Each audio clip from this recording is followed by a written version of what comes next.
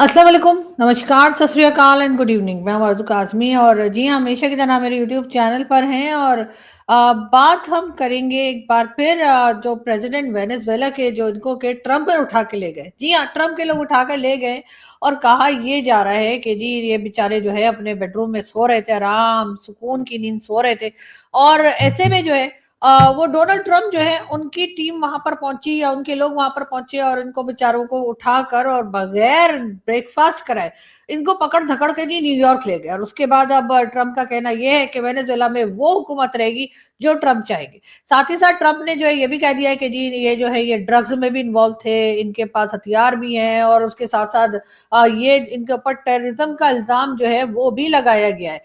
अब कई लोगों का कहना ये है कि क्या ट्रम्प ने अब ये नया काम शुरू किया, जैसे कच्चे के डाकू करते हैं कि लोगों को उठा के ले जाते हैं, तो अब क्या डोनाल्ड ट्रम्प इस तरफ चले गए हैं कि किसी भी कंट्री से किसी भी प्रेसिडेंट को इस तरह से उठा के ले जाया जाएगा। कई कंट्रीज की तरफ से इस बात को नापसंद भी किया गया है। कई लोग कह रहे हैं भाई ये क्या बात हुई, ऐसे कैसे उठा के ले गए। और साथ ही साथ कई लोगों का इशारा जो है, खास तौर पे हमारे भारतीय दोस्त जो है उनका इशारा जो है वो पाकिस्तान की तरफ भी है। वो कहते हैं क्या पता नहीं पाकिस्तान से भी खुदा जाने किसी को उठा के ले गए, तो तोबा तोबा मेरे मुंह में खा, कैसी फजूल बातें लोग करते हैं। लेकिन बात सारी है कि कई लोगों का ये भी कहना है कि पाकिस्तान में ऐसा कुछ नहीं हो सकता, क्योंकि पाकिस्तान तो पहले ही डोनाल्ड ट्रंप की हर बात पे कहता है हाँ जी हाँ जी, आप जो कह रहे हैं वो बिल्कुल वैसा ही और हम एकदम यही करेंगे। इसलिए डोनाल्ड ट्रंप जो है पाकिस्तान की तरफ नहीं देखेंगे और अमेरिका पाकिस्तान में ऐसा नहीं कर सकता। उसकी एक वजह यह भी है हमारे पास न्यूक्लियर वेपन्स हैं। जी हाँ, हमारे पास पाव पाव के बम भी हैं और हमारे पास किलो 2 किलो वाले बम जो है वो भी पड़े। लेकिन कई लोगों का कहना यह है कि अगर अमेरिका को, अगर हम ये समझते हैं कि अमेरिका पाकिस्तान की तरफ इस तरह नहीं देख सकता या पाकिस्तान की तरफ से किसी को उठा के नहीं ले जाया जा सकता, तो फिर उसामा बिन लादेन को जब ले गया था तो किसी ने चूं भी क्यों नहीं की। जी हाँ, उसामा बिन लादेन, आप लोग जानते हैं कि उसामा बिन लादेन जो था वो भी एक टेररिस्ट था और उसके बाद 11 साल यहाँ पे बैठा रहा और अमेरिका उसे ढूंढ ढूंढ ढूंढ ढूंढ बावला हो गया। अमेरिका को पता ही नहीं लग रहा था कि आखिर उसामा बिन लादेन गया तो कहाँ गया। और हमारे लोग जिन्होंने उसामा बिन लादेन को रखा हुआ था, हमने उनको बिल्कुल भी नहीं बताया। और उसके बाद साथ साथ जो है अमेरिका का साथ देने के लिए अमेरिका के साथ उसामा बिन लादेन को ढूंढते भी रहे। और इस तरह से 11 साल उसामा बिन लादेन जो है वो आराम सुकून से एबटाबाद में जो पाकिस्तान का हिस्सा है वहां पर आराम सुकून से रहता रहा। और बाद में कहीं 10-11 साल के बाद किसी तरीके से जो है वो अमेरिकन गवर्नमेंट को पता लगा कि अरे उसामा बिन लादेन तो पाकिस्तान में है। आप इससे अंदाजा लगाइए कि जो अमेरिकन इंटेलिजेंस के लोग हैं या जो इंटेलिजेंस एजेंसी उनकी है कितनी निकम्मी और निखट्टू है कि उनको 11 साल पता ही नहीं लगा कि उसामा बिन लादेन यहाँ था। हालांकि उनको तो फौरन पता लगना चाहिए था। ऐसे तो बहुत कहते हैं अपने आप को कि जी बड़े नंबर 1 है और जी वाह अमेरिकन इंटेलिजेंस जो है वाह क्या बात है उसकी। यानी अमेरिकन इंटेलिजेंस को कुछ पता नहीं लगा कि ये उसामा बिन लादेन यहाँ बैठा मटर छील रहा था। लेकिन खैर कोई बात नहीं, बात सारी ये है कि यहाँ पर अक्सर लोगों को कुछ पता नहीं लगता। ये तो सिर्फ इंडियंस ही हैं जो कभी कहते हैं कि यहाँ पे हाफिज सईद है तो कभी किसी का नाम लेते रहते हैं। अब उनको कौन समझाए। तो बहरहाल बात हो रही है डोनाल्ड ट्रंप की। तो डोनाल्ड ट्रंप जो है उनके लिए कहा यह जा रहा है कि जी क्योंकि वेनेजुएला में जो है जी ये कह लीजिए रेयर अर्थ मिनरल्स भी हैं, ऑयल भी है और पता नहीं क्या क्या है, तो इस वजह से वो वहां पे कब्जा करना चाह रहे थे। तो उन्होंने उनके प्रेसिडेंट जो है उनको सोते से उठाकर ले गए अपने यहाँ और अब उनके ऊपर तरह तरह के केसेस चलेंगे। लेकिन बात सारी ये है कि ये सब कुछ तो पाकिस्तान के पास भी है, लेकिन पाकिस्तान को ऐसा कोई खतरा नहीं है कि अमेरिकन आएंगे आधी रात को और उठाकर भाई लोग को या भाई लोग के लाए हुए लोगों को ले जाएंगे। नहीं, ऐसा कुछ पाकिस्तान में होता हुआ दिखाई नहीं दे रहा, क्योंकि हम तो वैसे ही उनको कह देते हैं कि भाई आपके सब कुछ आपका है, आप जाने और चाइना जाने। इसलिए कि हमने सेम टू सेम चीजें चाइना को भी बेच रखी हैं। हमने चाइना को एकदम वही चूना लगाया है जो उस वक्त हमने डोनाल्ड ट्रंप को लगाया और इसमें हमारा मुकाबला कोई नहीं कर सकता। होंगे भाई अपना सुपर पावर कहीं के दोनों, चाहे वो चाइना हो या अमेरिका, लेकिन हमसे नहीं जीत सकते। हमने एक ही तरह की चीजें जो है या एक ही जगह से जो है सारा कुछ जो है दोनों कंट्रीज को बता रखा है। चाइना को भी यही कह के रखा है कि जी यहाँ से ऑयल और रेयर अर्थ मिनरल्स और जितना कुछ निकलेगा वो आपका है। और सेम यही चीज हमने जो है वो डोनाल्ड ट्रंप को भी बता दी है। और उसके बाद शायद ये होगा कि दोनों को जैसे दो मुर्गे लड़ाते हैं ऐसे दोनों को लड़ाएंगे, जो जीत जाएगा वो सामान ले जाएगा। हमारा क्या है, हमें तो डॉलर चाहिए और वो डॉलर हमें जो है हो सकता है ट्रंप दे दें, हो सकता है शी जिनपिंग दे दें। बहरहाल दोनों से उसके अलावा भी हम बहुत कुछ निकलवाते रहते हैं। लेकिन इस वक्त बात जो हो रही है वो ये हुई है कि इस वक्त अगर डोनाल्ड ट्रंप को देखा जाए तो डोनाल्ड ट्रंप पहले अमेरिकन प्रेसिडेंट बन चुके हैं, जिन्होंने के तकरीबन 7 के करीब जो कंट्रीज है उनके ऊपर कहा जा रहा है कि अटैक किया है या बमबारी करवाई है या इस तरह से अटैक्स हुए। तो बहरहाल डोनाल्ड ट्रंप का नाम इस वक्त कुछ खास अच्छे अल्फाज में वैसे तो लोग नहीं ले रहे। ये और बात है कि सिर्फ पाकिस्तान ही तारीफ करता दिखाई दे रहा है, क्योंकि जाहिर है जब से हमारी भारत के साथ अटैक्स और जो झड़पें हुई थी या कह लीजिए जो हमारे क्लैशेस हुए थे, उसमें सिर्फ डोनाल्ड ट्रंप ही ऐसे हैं जो मुसलसल जहाज गिराए जा रहे हैं, वरना बाकी कोई नहीं बोल रहा। लेकिन खैर, बात आगे करेंगे हम अवैसी साहब की, और अवैसी साहब की बात भी इसके साथ ही जुड़ी हुई है। अवैसी साहब को आप सभी जानते हैं, एक बड़ा नाम है, बड़े पॉलिटिशियन हैं भारत के, और मुस्लिम कम्युनिटी को रिप्रेजेंट करते हैं। और अक्सर ये भी कहा जाता है कि अवैसी साहब जो है असल में राहुल गांधी जी के और मोदी जी के जो वोट्स हैं, मुस्लिम वोट, वो अपनी तरफ कर लेते हैं, और इस तरह से ना तो राहुल गांधी उस तरह से जीत पाते हैं और मोदी जी की तरफ जो है वो मुस्लिम वोट भी नहीं जा पाते। तो बहरहाल वो सारी चक्कर या वो सारी जो पॉलिटिक्स है अवैसी साहब की, वो चलती रहती है। लेकिन जिधर पाकिस्तान का नाम आता है तो अवैसी साहब एकदम गुस्से में आ जाते हैं, और उसके बाद हमें वो खरी खोटी सुनाते हैं कि सब उनकी तारीफ करने लग जाते हैं। कई लोग उनकी ट्वीट्स वगैरह को भी रीट्वीट कर देते हैं भारत में, और कहते हैं वाह जी वाह, अवैसी साहब ने क्या बात की है। लेकिन इस वक्त जो अवैसी साहब ने बात की है उसमें भी खैर कहीं ना कहीं पाकिस्तान का टच है। और अवैसी साहब जो हैं वो जी इस वक्त पीएम मोदी को उन्होंने जरा कह लीजिए कि टारगेट पर रखा है, और उनका कहना ये है कि अगर डोनाल्ड ट्रंप जो है वो किसी भी कंट्री में जाके कहीं के भी प्रेसिडेंट को उठा के और अपने यहाँ ले जा सकते हैं, या किसी को भी उठाकर अगर अमेरिका में ले जा सकते हैं, तो मोदी जी आप कौन से डोनाल्ड ट्रंप से कम हैं। ये कहना है जी अवैसी साहब का। और उनका कहना ये है कि जो बार बार कहा जाता है, यानी कि जो बार बार मोदी जी भी कई बार कह चुके हैं कि जी 56 इंच की उनकी छाती है, जी हाँ 56 इंच की छाती बताते हैं, और वो कहते हैं कि जी मैं देख लूंगा पाकिस्तान को, मैं देख लूंगा चाइना को, या कुछ भी। तो जी ये कहा जा रहा है अवैसी साहब की तरफ से कि अगर आप बार बार ये दावे करते हैं तो फिर ऐसा है कि अगर आप भी कोई ट्रंप से कम नहीं है, यानी कि मोदी जी के लिए अवैसी साहब का कहना यह है कि मोदी जी जो है वो डोनाल्ड ट्रंप से कम नहीं है। तो अगर ट्रंप जो है वो जाकर वेनेजुएला के जो प्रेसिडेंट है उनको उठाकर ले जा सकते हैं अपने यहाँ, उनको कह लीजिए किडनैप कर लिया, या जैसे कच्चे के डाकुओं वाला काम जो उन्होंने किया डोनाल्ड ट्रंप ने, तो जी उनका कहना ये है वैसे साहब का कि ये काम तो मोदी जी आप भी कर सकते हैं। आप पाकिस्तान जाइए, और पाकिस्तान जाकर और वहां पर मतलब हाफिज सईद और मसूद अजहर और इसी तरह के जो दूसरे मुंबई अटैक और दूसरे अटैक्स के जो लोग जिनको के भारत का कहना है कि वो इन्वॉल्व थे, उनको उठा के ले आइए। मतलब ये कि मोदी जी बिल्कुल, आप इनकी बातों में मत आइएगा, बिल्कुल एक कान से सुन के दूसरे कान से निकाल देगा, मैं बता रही हूँ आपको। इसलिए कि अवैसी साहब जो हैं वो आपको बिल्कुल गलत सलाह दे रहे हैं। और अगर आपने ये काम शुरू कर दिया कि अब आपने आके यहाँ से लोगों को उठाना शुरू किया, तो बाकी की लाइफ इसी में निकल जाएगी, मैं बता रही हूँ। इसलिए कि हमने एक एक के 5-5 या 10-10 जो है ना फोटो कॉपी करके रखे हुए। आप एक ले जाएंगे पीछे 9 और रह जाएंगे, फिर आप एक ले जाएंगे पीछे 8 और रह जाएंगे। तो ऐसा करते करते जो है ना आपके जो जो टेन्योर है ना आपका, यानी एज अ प्राइम मिनिस्टर, वो इसी में निकल जाएगा। और अवैसी साहब यही चाह रहे हैं, अवैसी साहब की यही कोशिश है कि वो आपको इस तरह के कामों में लगाकर और बाकी कामों से रोक दें। जैसा कि कई कंट्रीज आपको बुलाती हैं और वो आपको जो है civilian award, highest civilian award देती हैं, या मोदी जी जैसे इकोनॉमी पे काम कर रहे हैं, या मोदी जी जैसे चंद्रयान पे चले गए, या मोदी जी आपका और भी कई दूसरे काम जो है वो लोग जो है वो देख रहे हैं। अब जो है गल्फ कंट्रीज में भी जा रहे हैं और भी बहुत सी जगह जा रहे हैं। मुझे लगता है अवैसी साहब जो है ना हमारे लोगों से मिले हुए, मैं साफ बता रही हूँ, ठीक है, ये बात अपने तक ही रखिएगा, किसी और को मत बताइएगा। मुझे लगता है वैसी साहब जो है ना हमारे भाई लोगों से मिले हुए, उन्होंने कहा कि वो आपको ऐसे चक्रव्यूह में फंसा देंगे कि उसके बाद जो है ना मोदी जी जो आपने प्लान कर रखा है ना कि आपकी इकोनॉमी यहाँ चली जाएगी और वहां चली जाएगी, वो कहीं नहीं जाएगी, जहां है वहीं खड़ी रह जाएगी, बल्कि हो सकता है बैठ जाए, लेट जाए, कुछ भी हो जाए। तो इसलिए मुझे लगता है कि आपको जो है ना वैसी साहब की बात नहीं सुननी चाहिए, इसलिए कि आपको तो पता ही है कि हमारे यहाँ जो अनमोल रतन है उनको अगर आपने आके उठाने के मतलब चक्रों में आप आ गए, तो बस फिर तो आपके फेरे ही लगते रहेंगे। आप कहेंगे आज मैं इसको लेने जा रहा हूँ, आज मैं उसको लेने जा रहा हूँ, आज मसूद अजहर आएगा, आज दाऊद इब्राहिम आएगा, आज हाफिज सईद आएगा। और उसके बाद जैसा मैंने आपसे कहा कि एक एक के 10-10 हमने बना के रखे, तो फिर आपको कैसे पता लगेगा कि पूरे हो गए कि नहीं।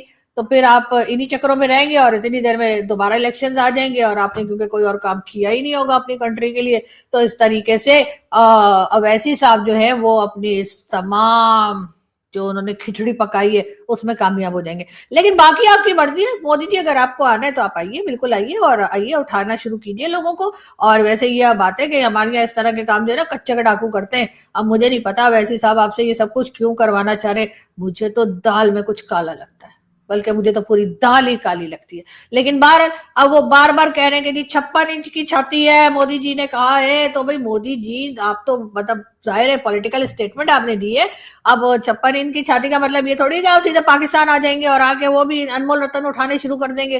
भाई ये मतलब सोचिए जरा, मतलब दिमाग लड़ाइए जरा जरा इस तरफ। और अवैसी साहब का क्या है, अवैसी साहब तो ऐसे बोल के आप कोई ट्रम्प से कम थोड़ी, हम भी मानते हैं आप ट्रम्प से नहीं है, ट्रम्प कौन सी अकलमंदी वाले काम कर रहे हैं आप सोचिए। आजकल तो वैसे ही ट्रम्प का और आपका 36 का आंकड़ा है, और अवैसी साहब आपको ट्रम्प से मिला रहे हैं, ये तो और बुरी बात है। यानी ट्रम्प जो है वो सुबह शाम आपके झांस गिरा रहा है, ट्रम्प जो है बार बार जो है आपका साथ नहीं दे रहा है, आपके ऊपर टैरिफ लगा रहा है, पता नहीं क्या क्या कर रहा है, और अवैसी साहब आपको ट्रम्प बनने को कह रहे हैं। मतलब कमाल हो गया, ये तो मतलब हद ही होगी। खैर कोई बात नहीं, मोदी जी आपकी मर्जी, अगर आपने पाकिस्तान आना है तो मोस्ट वेलकम, आइए और आके जिस जिसको उठाना है उठाइए।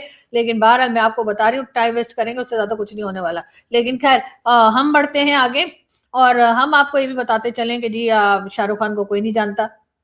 ये मैं नहीं कह रही हूँ, शाहरुख खान को कौन नहीं जानता मैं बोलने वाली थी, सॉरी। तो शाहरुख खान को कौन नहीं जानता, और सभी को पता है। बिल्कुल बिल्कुल, जी हाँ, शाहरुख खान का अपना एक स्टाइल है, शाहरुख खान के काम करने का अपना एक स्टाइल है।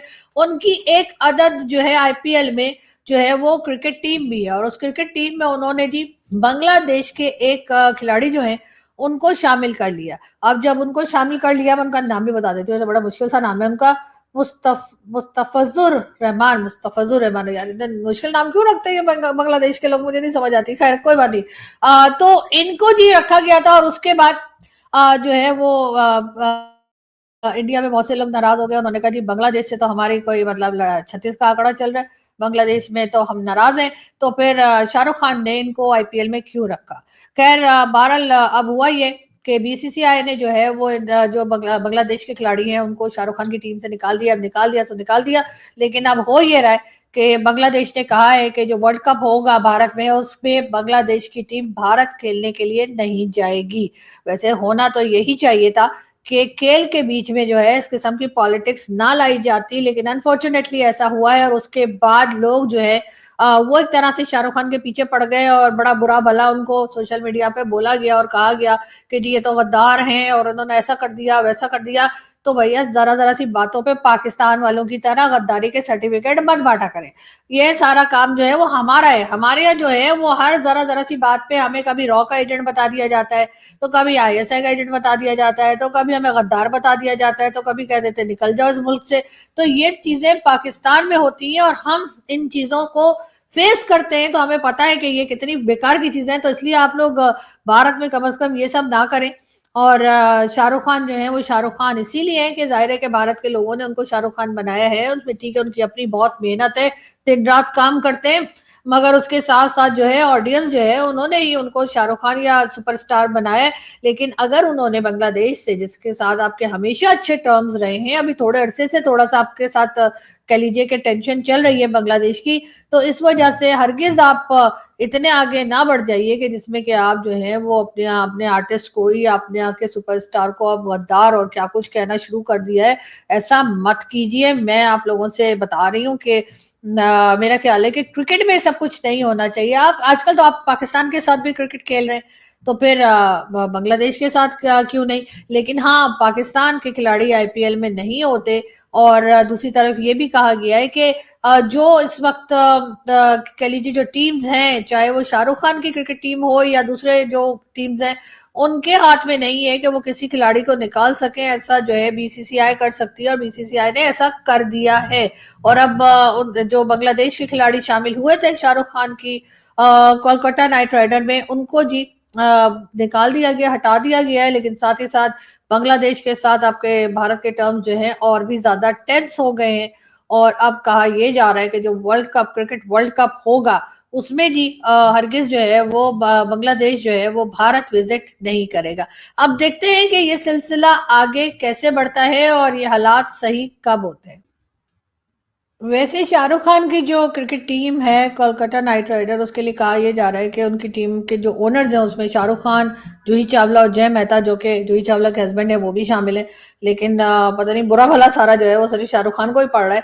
तो मेरे ख्याल है थोड़ा सा इस तरफ हमारे जो इंडियन दोस्त हैं या हमारी जो इंडियन ऑडियंस है वो काफी समझदार है, तो उनको इस तरह की चीजों को अवॉइड करना चाहिए। और बिल्कुल शाहरुख खान जो है वो एक इंडियन है और वो बहुत रिस्पेक्ट करते हैं, जहाँ तक हमने देखा बहुत रिस्पेक्ट करते हैं वो। ना सिर्फ ये कि भारत की, बल्कि हर उस त्योहार को, हर उस फेस्टिवल को भी बड़े जोश से मना रहे होते हैं जो भारत में होता है। तो मेरे ख्याल है कि छोटी छोटी चीजों के ऊपर एकदम से किसी को गद्दार कह देना या एकदम से बुरा भला कह देना जो है वो ठीक नहीं है।